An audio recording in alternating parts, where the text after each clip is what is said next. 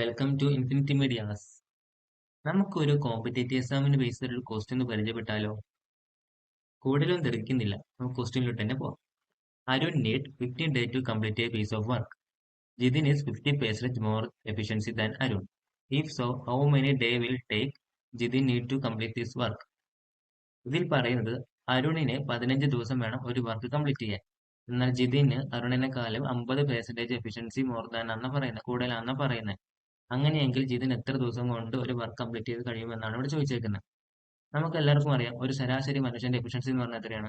100 അല്ലേ? നമുക്ക് ഇവിടെ യൂസ് ചെയ്യുന്ന ഇക്വേഷൻസ് എന്ന് പറയുന്നതും work equal to efficiency into time. ആ ഒരു ഫോർമുല യൂസ് ചെയ്താണ് ഈ പ്രോബ്ലം നമ്മൾ ചെയ്യുന്നത്. നമ്മൾ ഇതിൽ എന്തൊക്കെ തന്നിട്ടുണ്ട്? അരുണിന് 15 ദിവസം വേണമെന്ന് പറഞ്ഞിട്ടുണ്ട്. എന്നാൽ ജിതിന് അരുണിനേക്കാളും 50% കൂടുതലാണ് എഫിഷ്യൻസി എന്ന് പറഞ്ഞിട്ടുണ്ട്. ഈ രണ്ട് വസ്തുതകൾ വെച്ചാണ് നമ്മൾ ഈ പ്രോബ്ലം ചെയ്യാൻ പോകുന്നത്. നമുക്ക് ഈ പ്രോബ്ലത്തിലോട്ട് കൊടുക്കാം. ആദ്യം തന്നെ നമുക്ക് എന്താ വേണ്ടേ? ആദ്യം തന്നെ നമുക്ക് അരുണിന്റെ ഇത് എഴുതാം. പ്രോബ്ലം സോൾവ് ചെയ്യുകയാണ്. അരുണിന് എത്ര ദിവസം വേണം? അരുണിന് 15 ഡേ അല്ലെ? 15 ദിവസം വേണം ഒരു വർക്ക് കംപ്ലീറ്റ് ചെയ്യാൻ അല്ലെ? 15 ഡേ. അങ്ങനെയെങ്കിൽ ജിതിൻ എന്താ ഇവിടെ പറയുന്നത്? ജിതിന് അരുണിനേക്കാൾ എഫിഷ്യൻസി ആണ് പറയുന്നത്. അപ്പൊ 50% എഫിഷ്യൻസി കൂടുതലാണ് ജിതിന് അല്ലെ? More than Arun. അപ്പോ അങ്ങനെയെങ്കിൽ നമുക്കറിയാം എന്താണ് ഒരു ഹ്യൂമൻ ബീയിന്റെ എഫിഷ്യൻസി എത്രയാണ്? 100 അല്ലേ? അങ്ങനെയെങ്കിൽ therefore Jithin equal to 100 plus 50, that's equal to 150% അല്ലേ വരത്തുള്ളൂ. ഇതിൽ ഹ്യൂമൻ ബീ എന്ന് പറയുന്നത് എത്രയാണ്? അരുണാണ്. അരുണിന്റെ എഫിഷ്യൻസി എന്ന് പറഞ്ഞാൽ 100ഉം ജിതിന്റെ എന്ന് പറഞ്ഞാൽ 150 ആണ്. ഓക്കെ, അപ്പോ Arun equal to 100 efficiency, Jithin equal to 150 efficiency. Sorry.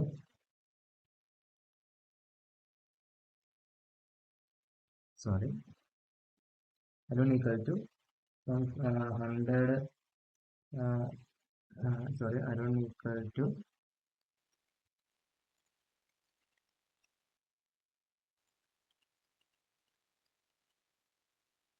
Arun equal to 100 efficiency എന്നാണ് പറയേണ്ടത്. അതുപോലെ ജിതിന്റെ എത്രയാണ്? Equal to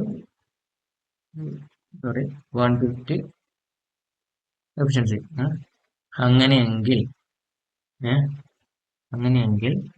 100 equal to 150.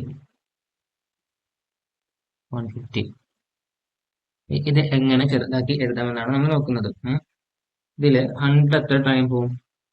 2 equal to 3.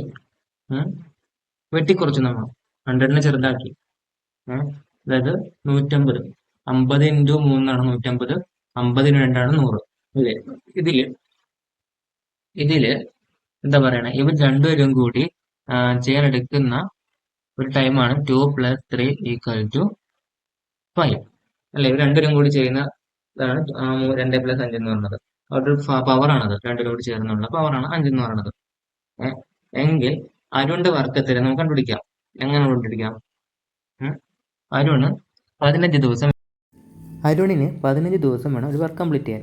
അപ്പോൾ എങ്ങനെ കണ്ടുപിടിക്കാം? വർക്കിൻ്റെ ഇക്വേഷൻ എന്താ? Work equal to efficiency into time അല്ലേ? അപ്പോൾ അരുണിൻ്റെ വർക്ക് എത്രയാണെന്നാണ് കണ്ടുപിടിക്കാൻ പോകുന്നത്. അപ്പോൾ ഇവിടെ എഫിഷ്യൻസി എത്രയാണ്? അരുണിൻ്റെ 2 അല്ലേ?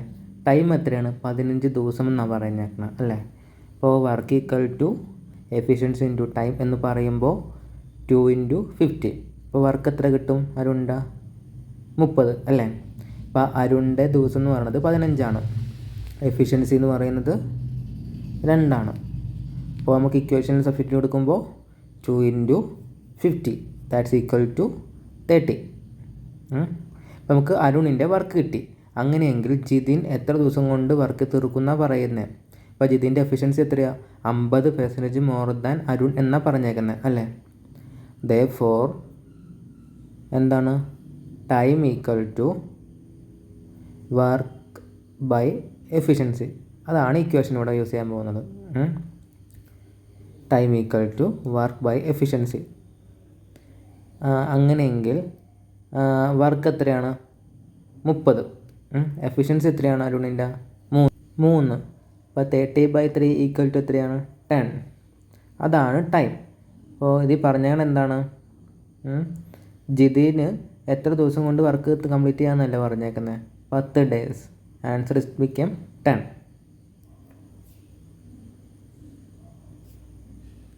നിങ്ങൾക്ക് മനസ്സിലായോ ഇതെങ്ങനെ ചെയ്തതെന്ന്? ഇതാണ് എല്ലാം തവണ എക്സാമിന് ചോദിക്കുന്നത്. ഇതുപോലത്തെ സിമിലർ ആയിട്ടുള്ള പ്രോബ്ലംസ് ഉണ്ട്. ഇനി നമുക്കിനി അടുത്ത പ്രോബ്ലംസ് ആയിട്ട് കാണാം. Thank you.